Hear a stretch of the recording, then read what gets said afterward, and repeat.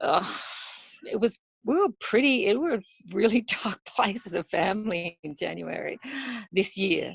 And then the psychologist parting words to me were, you just have to get educated and you have to start talking about it. And that's what I did.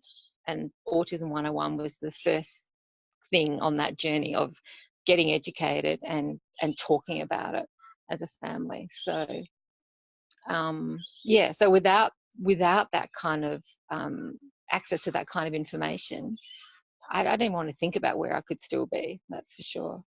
It was yeah, he was so down, so depressed. I mean, he's still struggling, don't get me wrong. He hasn't, you know, he's still on a massive journey, but yeah, I don't know, it would have been, it was just absolutely a guiding light to know there were people out there putting together this kind of accessible information that I could hang on to and carve a way forward, for sure.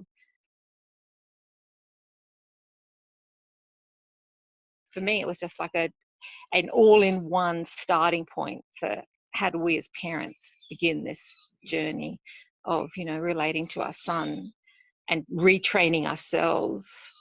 Because I think up to that point we've been trying neurotypical solutions to a non-neurotypical situation, and it wasn't going very well, I can assure you. So yeah, that's how we got it. That's how I started.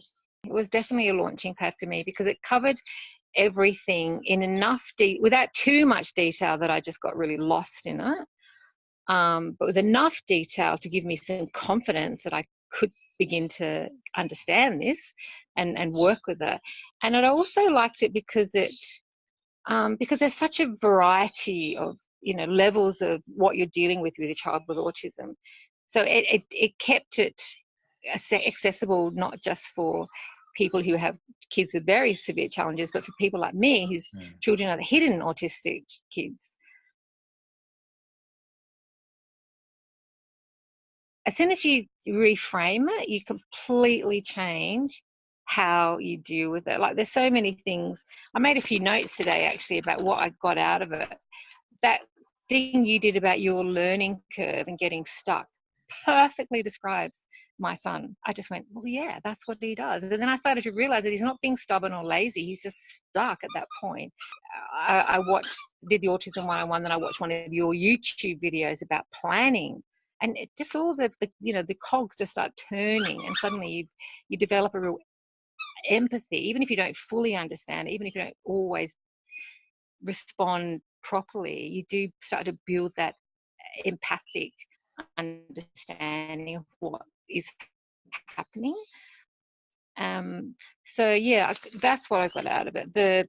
I never even occurred to me that he would have high levels of background anxiety, which of course would tip him over. You know, we always thought, whoa, what, you know, what's this come from? Perfectly calm. I'm yet not understanding that, of course, he's got this background, you know, that duck on water analogy that you have in Autism 101. It was brilliant. I still refer to that all the time. It really helps me understand what's going on. So many little tidbits just I could hang on to and help my own behaviour, my own approach, you know, stay on as the most sympathetic track as I possibly can. And I wouldn't have got where I was today without starting at Autism 101 and that absolute rock of information that I'm still springboarding off all the time. So thank you for that.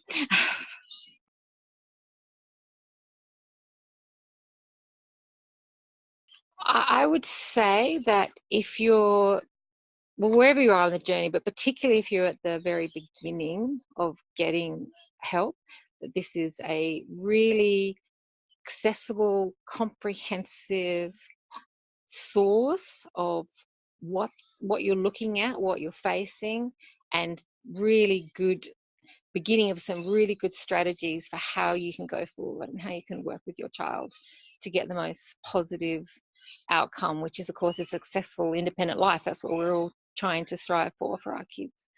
So that's what I would say.